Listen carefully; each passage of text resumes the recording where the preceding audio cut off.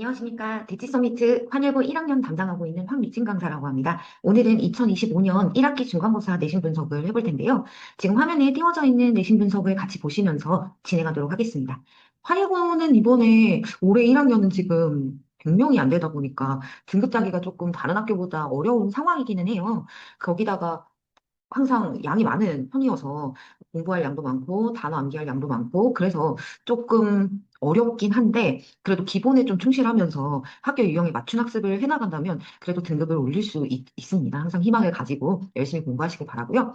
이번 내신 특징 같은 경우에는 어휘 비중이 약간 줄었어요. 원래 그 저희는 단어장은 이 필수로 들어가기 때문에 거기 안에서 조금 어렵게 나오고 좀 비중도 많고 시간도 많이 소요하게 하고 이런 스타일의 문제들이 많았는데 그게 조금 줄었다. 이렇게 말씀드릴 수 있습니다. 어법 같은 경우에는 두 문제밖에 출제가 안 됐고 원래 환일고는 굉장히 좀 어렵게 출제하는 편이거든요. 어법 같은 경우. 근데 이제 매번 나오는 기수 고르기 그리고 틀린 거 고치기 이게 안 나왔어요. 이번에. 그리고 굉장히 좀 무난하게 출제됐다. 어법을 약간 비중을 줄이려는 건가? 이런 생각이 또 들기도 하면서 근데 또 난이도가 올라갈 때는 굉장히 또 어렵게 출제되는 유형이기도 하니까 그냥 긴장을 늦출 수는 없습니다. 단어장에서는 이 새로운 예문보다 그 단어장 안에 예문이 존재하거든요. 그 예문을 그대로 활용한 유형이 꾸준히 나오고 있어요.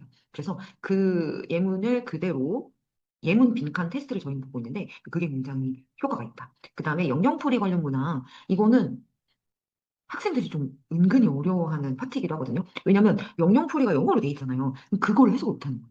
요즘 이제 학생들이 굉장히 영어 선택지 해석이나 영영풀이 해석이나 이런 거를 근본적으로 어려워하는데 약간 독해력 자체가 받쳐주지 않고 어휘력 독해력이 낮다 보니까 생기는 문제점 같아요. 그래서 학생들이 너무 이제 영어를 등한시하는 학생들, 중학교 때까지 너무 이런 본문 암기 위주의 내신 대비를 해왔다 보니까 그런 것 같은데 약간 비내신 기간에도 영어를 꾸준히 할 필요가 있다. 이런 말씀 드리고요. 독해 영역은 이번 시험에서는 모의고사 유형의 순서를 그대로 따라가서 출제가 됐습니다. 근데 이제 그 와중에 중간중간 유형을 비틀어서 조금 난이도 있는 것도 있었고요. 하지만 여기를 이제 보시면 독해는 문제수는 많지만 난이도는 그렇게 높은 편은 아니에요. 영작은 세 문항밖에 안 되니까 별로 없네 이렇게 생각을 할 수 있지만 배점이 무려 16점입니다. 그래서 굉장히 많이 차지하고 있고 이 저희가 시험 범위가 많은 편이잖아요. 한일고 같은 경우에는. 근데 이제 거기에서 영자까지 막 이렇게 많이 출제가 돼버리니까 학생들은 막, 이걸 그럼 다 외워야 되는 건가? 막 이렇게 생각을 하게 되고, 그래서 난이도가 조금 높아졌다. 이렇게 말씀드릴 수 있을 것 같아요. 아래에 있는 이제 분석표를 보시면 시험 범위가 진짜 어마어마하죠. 모의고사 같은 경우에는 두 개가 들어가고, 근데 이제 통으로 들어가진 않고 반반 들어갔어요. 왜냐면 작년까지는 교과서가 안 들어갔다 보니까 이번에는 교과서가 좀 들어가줬다. 그리고 머드마스터는 이건 2학년 때까지 아마 쭉 쓰게 될 건데, 7개, 데이 7개니까 하나에 40개씩이거든요. 그러면 굉장히 많은 양을 외워야 된다. 네, 이렇게 볼 수 있습니다. 양은 당연히 모의고사가 많이 나오고, 교과서는 이제 두 문항밖에 출제가 되지 않았습니다. 영역별 대비 방안 보시면, 아까 말씀드렸다시피 환일고는 보통 이 어법상 틀린 개수, 이게 굉장히 고난도로 출제가 돼요. 근데 이번에는 틀린 거를 그냥 하나 고르기. 그리고 모두 고른 거를 선택하기. 이렇게 나와버리니까 다소 쉽게 출제됐다 이렇게 말씀드릴 수 있고 원문 반영도 원래는 좀 있는 편이거든요. 근데 이번에는 오답 외에는 없었다. 그래서 학생들이 생각보다 어법은 쉽다 이렇게 볼 수 있고요. 그 다음에 지금 교과서가 들어가기는 하지만 교과서 내 문법을 좀 딥하게 다룬다거나 이런 건 없거든요. 그래서 시험에서 출제되는 것도 그냥 전반적인 어법 지식이 나오고 있습니다. 그래서 이번에 쉬웠다고 해서 다음번에도 또 비슷할까? 그건 아닐 수 있거든요. 다음번에 또 어려울 수 있고 이 난이도를 상승시킬 때 어법 부분을 좀 어렵게 가져가는 편이 있기 때문에 그래서 자주 출제되는 파트인 틀린 거 모두 찾기, 근거 쓰기 이런 연습을 해봐야 돼요. 그리고 환일고에서는 딱히 밑줄이 없이 어법상 틀린 거를 골라내는 이런 것들이 고난도기 때문에 그런 유형까지 연습이 되도록 해줘야 됩니다. 어휘 영역은 단어장과 동일한 예문을 아까 말씀드렸다시피 활용한 애들인데 단어를 1차적으로는 뜻을 외워요. 근데 뜻도 그 하나만 외우는 것보다 이 여러 가지 뜻이 있는 경우 있잖아요. 그 경우에는 그것까지 플러스해서 외워두는 것이 좋습니다.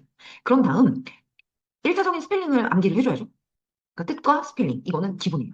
근데 그 다음에 예문에 있는 빈칸 테스트를 해주는 게 좋아요. 근데 이제 예문이다 보니까 이게 그냥 원래 단어가 아니라 뭔가 ing가 붙었다거나 s가 붙는다거나 뭐 이런 식으로 변형된 경우가 있죠. 이렇게 출제될 수 있기 때문에 그런 것까지 변형 연습까지 해주면 이제 2단계 완성이라고 볼 수 있고요. 그 다음에 3단계로는 이제 영영풀이까지 정복을 하면 좋죠.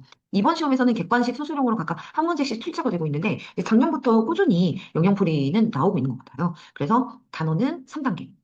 1차적인 단어, 그다음 예문 빈칸, 영영풀이 요거를 반복하는 것이 좋습니다. 독해 영역은 단순 수능 유형으로 출제되고 변형도 타 학교에 비해서 거의 없는 편이에요. 그래서 내용을 잘 숙지하면 잘할 수 있다. 근데 이게 영어로 된 선택지 문제들은 학생들이 이 선택지 해석을 좀 까다로워해요. 아까도 말씀드렸다시피. 그리고 거기에다가 이제 뭐 빈칸 추론이나 아니면 그 글 안에서 추론할 수 있는 함축 의미 추론 이런 유형들을 좀 어려워하기 때문에 예, 그런 거를 처음에 이제 진도를 나갈 때 이 지문이 가지고 있는 문맥과 주제를 파악하는지, 요약을 해볼 수 있는지, 이런 연습들이 좀 필요합니다. 독해서술형에서 요약문 완성 유형은 꾸준히 출제가 되면서 난이도가 어려워요. 그래서 요거를 하려면 요약해보기 연습을 해보는 게 좋습니다. 영작 같은 경우에는 첫 번째로 이제 기본적이죠. 한글을 보고 영작하기. 근데 이게 문장이 길어요. 문장이 길다 보니까 학생들이 오, 되게 체감 난이도가 어렵다 이렇게 생각할 수 있고 그 다음에 본문 속에 있는 문장을 패러프레이즈 해가지고 그 안에 빈칸을 채워 넣기. 이거는 이제 독해력과 구문에 대한 이해까지 같이 보는 거죠. 그리고 본문에 있는 거를 그대로 쓰는 게 아니라 응용 영작. 그러니까 굉장히 얘가 제일 그 안에서 쉬운 건데 문장이 길다 보니까 어렵게 느껴지고 요거는 그냥 딱 봐도 난이도가 높은 이런 거예요. 그리고 이거 세 문항이 총 몇 점이 16점이니까 굉장히 어렵죠. 그럼 이거에 대해서 이제 대비를 하려면 범위 안에 있는 지문에서 그냥 긴 문장도 영작을 해본 연습을 해야 돼요. 그래서 그 안에 복잡한 구문들이 어떤 게 들어있는지, 이걸 응용해가지고 어떻게 할 수 있는지까지 테스트를 보면 좋습니다. 고득점을 위해서는 이 한예고는 할 게 많죠. 일단 어법, 틀린 거 찾고 근거 쓰기 연습. 이거를 밑줄 없는 상태에서 해봐야 돼.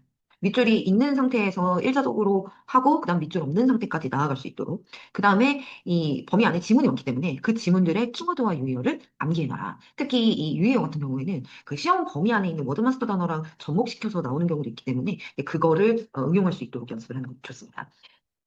그다음에 이제 독해는 모의고사 유형 문제들이 주로 나오기 때문에 그거를 빨리 풀도록 그리고 자주 내가 틀리는 게 있다. 그러면 이제 오답을 따로 정리해서 암기하도록 합니다.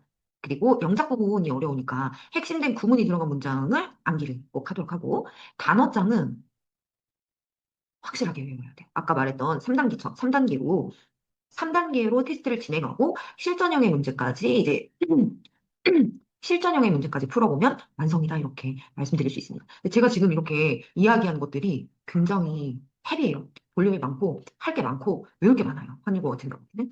그래서 이거를 그냥 꾸준히 묵묵히 성실하게 할 수 있는 그 학습의 지구력 이게 굉장히 요구되는 학교다. 물론 이제 기본적인 영어 실력이 바탕이 되면 굉장히 유리한 학교입니다. 네, 그럼 여기에서 마치도록 하겠습니다. 감사합니다.